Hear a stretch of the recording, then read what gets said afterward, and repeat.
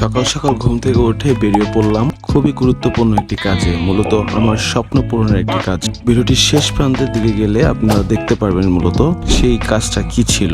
বন্ধের দিন হওয়ায় রাস্তাঘাট ফাঁকা ছিল এবং মানুষজন খুবই কম ছিল, সেজন্য বাসের জন্য আমাকে বেশ বেগ পেতে হয়েছে, দাঁড়িয়ে থাকতে হয়েছে অনেকটা সময়। অ্যাট লাস্ট উঠে পড়লাম বাসে এবং বেরিয়ে পড়লাম গন্তব্যের উদ্দেশ্যে, যেখানে অপেক্ষা করছে আমার ছোট ভাই। মূলত আমরা দুজন মিলে যাব স্বপ্ন পূরণের উদ্দেশ্যে।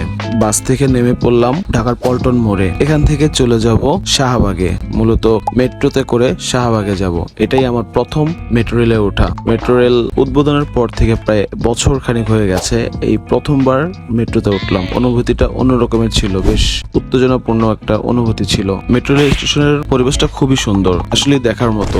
দূর থেকে ওই যে দেখা যাচ্ছে যে ট্রেনটি, ওইটাতেই মূলত আমরা উঠে বসবো। হঠাৎ করে ট্রেনের দরজাটি খুলে গেল এবং উঠে বসে পড়লাম। ট্রেনের ভিতর থেকে বাইরের দৃশ্যটা খুবই সুন্দর লাগছিল।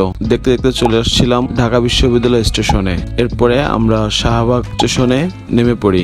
কি নাই মেট্রো রেলের ভিতরে, এসি থেকে শুরু করে টেলিভিশন, সকল কিছুই খুবই ভালো লাগলো। নির্দিষ্ট গন্তব্যে নেমে হাঁটা শুরু করলাম।